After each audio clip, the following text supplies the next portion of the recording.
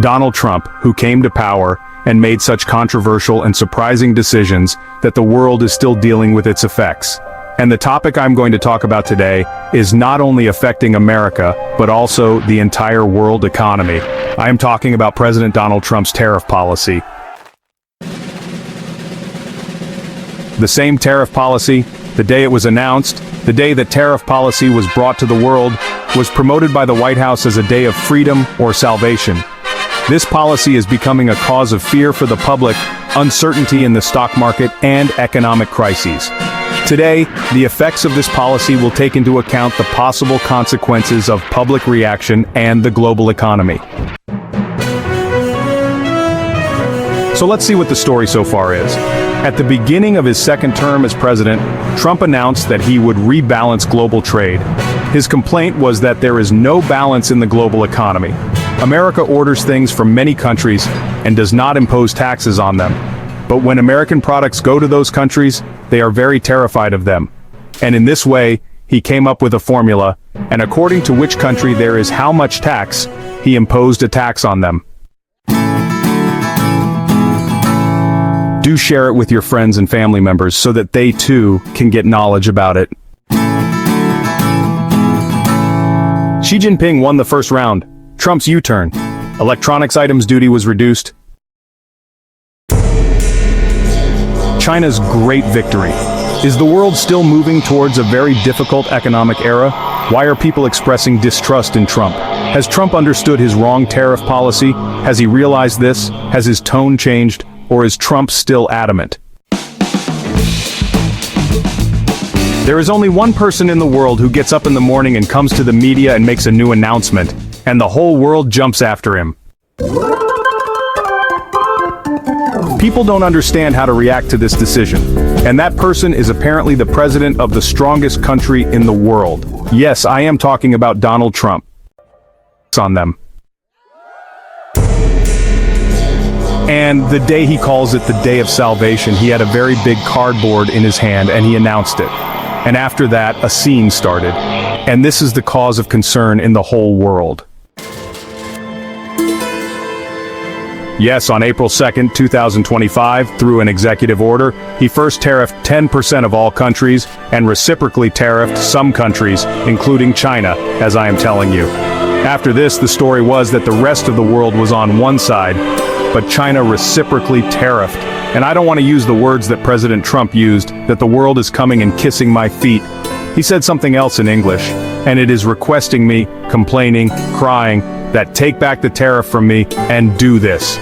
In this way, and perhaps many leaders would have tried that, a powerful country like America is such a big economic power, so the matters should be kept right with it. And maybe there have been contacts which Trump presented in very inappropriate words. But China, which is the second largest economy in the world, did not respond in this way. China tariffed America again. Then President Trump tariffed America further, took it up to 104%, and then increased it to 125%, which is 145% with the previous 20% emergency tariff. China also reacted, and they also tariffed 125%. And along with that, they also announced that we do not want to be part of this nonsense. We will not increase the tariff further after this. This was the last announcement that we made in the matter of tariff. In this way, China has separated itself from this madness.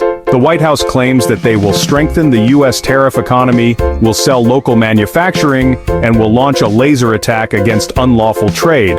But did this really happen? Or was it just a loud threat, like we say in Punjabi, that it was a dry storm that is now weakening? I will tell you why I'm saying this. In fact, if you look at the reaction of the American people, the picture looks completely different. According to a recent survey, 62% of Americans are dissatisfied with Trump's tariff policy, which has increased by 4 to 5% since last month. That is, the number of dissatisfied Americans has increased. Those Americans who are expressing dissatisfaction are expressing mistrust of Trump's tariff policy. People say that this policy is becoming a burden on their shoulders. The prices of goods are increasing, especially the daily necessities such as electronics, clothes, and even groceries. If you look at the stock market, it is also on the verge of collapsing like a roller coaster. The prices of goods are increasing, especially the daily necessities such as electronics, clothes, and even groceries. If you look at the stock market, it is also on the verge of collapsing like a roller coaster. On the one hand, Trump says that this policy will make the American economy great. On the other hand, hedge fund leaders like Ray Dalio are warning that this situation can be worse than the economy. Ray Dalio is the head of the hedge fund, and he has expressed this threat that the direction we are going will lead us to a worse situation than the recession. It can lead us to a worse situation than the economy. The public is angry because Trump had promised during the election campaign that he would reduce the prices.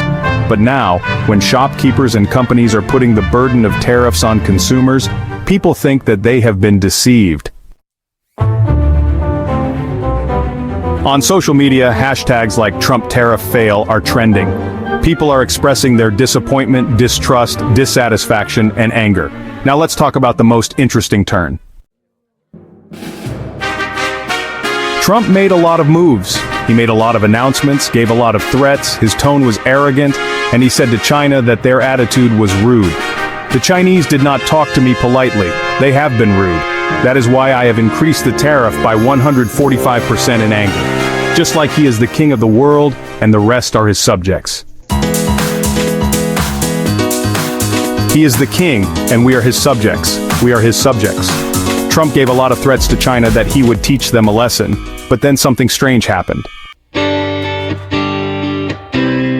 He is the king, and we are his subjects. We are his subjects. Trump gave a lot of threats to China that he would teach them a lesson, but then something strange happened. China shut up after tariffing by 125%, and they did not respond to America. They started doing their work quietly, because they did not have the manufacturing power, raw material, energy resources, minerals, supply chain routes, and markets. They trusted them. They shut up and started watching quietly. If you remember, I told you that this war is going to go on for a long time. This is a game of chess in which everyone will play their pawn. Trump played his pawn. It was an aggressive move.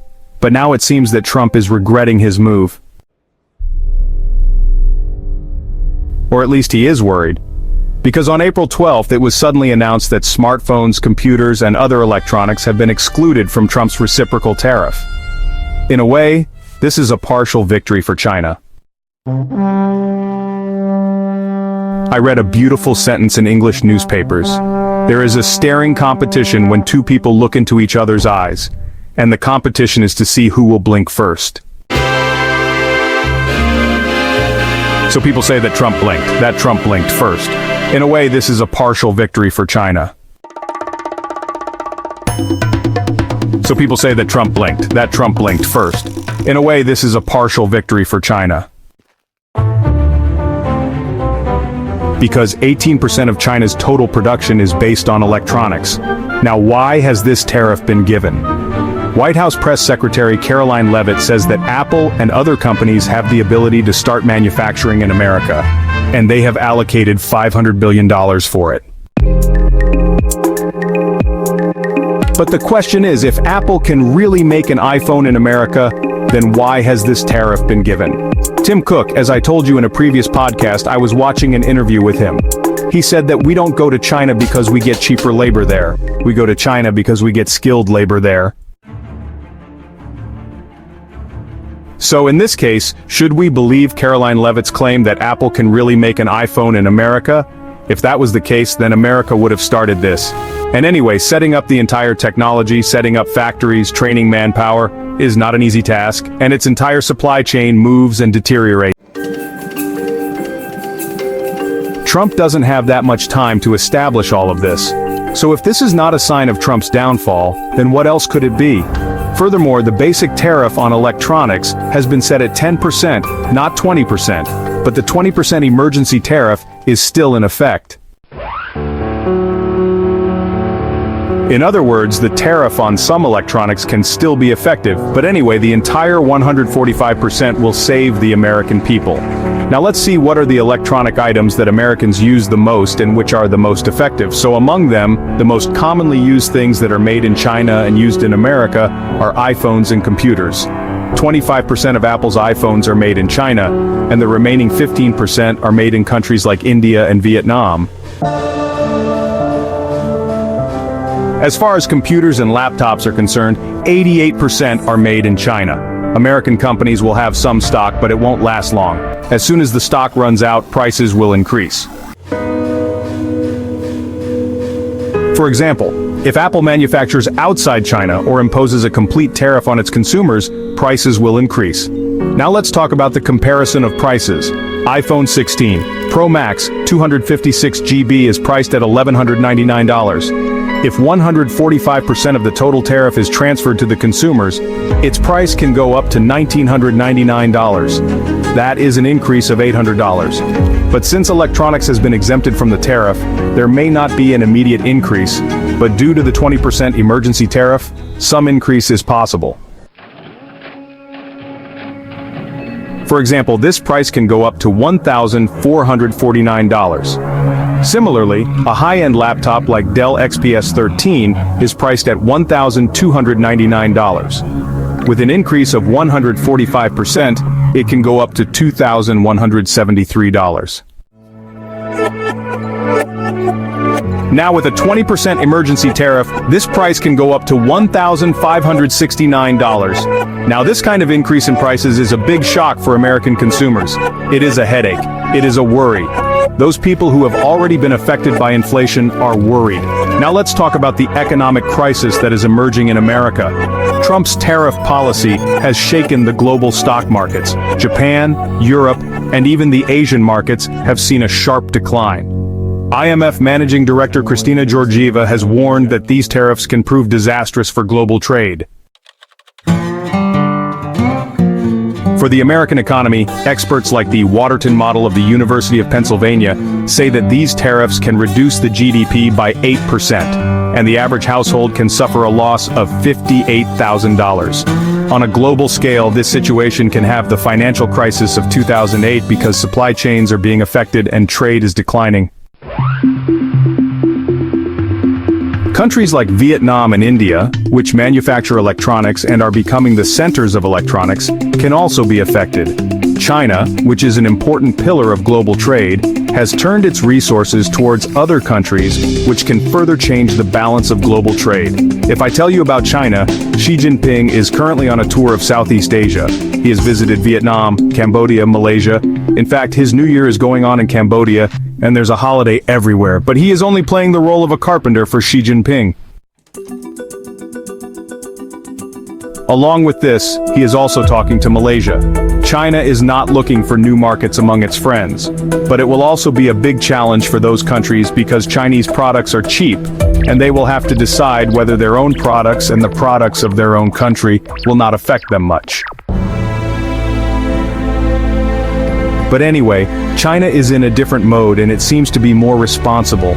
Now all this upheaval that I presented to you, which is taking place in the world, there is an anger among the people in America. In addition to this, the entire global economic community is worried because the big economists are saying that the economy that you are going to face can be worse than the economy. So, what can be done to avoid this upheaval? First of all, it can be done to emphasize trade agreements and its allies, especially Europe and Asian countries. China should also be negotiated at the embassy level, and if possible, a friendly country can be used as a bridge. Secondly, investment in local production can be done. Instead of tariffs, local manufacturing can be sold to Americans. But for this, long-term planning is required. Thirdly, it can be done to protect investors. In a short time, tax relief or subsidy can be given to reduce the burden. In addition, international cooperation is also a solution. International institutions such as IMF and WTO should jointly create a balanced policy that takes care of the interests of all countries. These are some suggestions from us, if President Trump agrees with them. One last suggestion is that, for God's sake, stop thinking of yourself as a cowboy. You are in a Western movie and you have revolvers and you are fighting a duel. These threats do not suit you. They do not suit your position. They do not suit your country and its people. Subsequently, the entire world and its economy. It can have many dangerous side effects. Your tariff policy has set a fire that can affect not only America, but the entire world. People's anger, rising prices, and uncertain economic conditions are a sign of this. The point is that you have to use your intelligence. You need to raise such issues so that these negative impressions can be erased. These were some of my requests. I leave the rest to my viewers. First of all, tell me whether Trump has really lost the first round. Has Xi Jinping and China won the first round and forced Trump to take a U-turn? Secondly, if Trump still does not understand, and if he continues to do so, do you think the world is moving towards a recession? Thirdly, has Trump really understood? Has his tone changed? Has he said, I know Xi Jinping, he is a good friend of mine, and we will talk?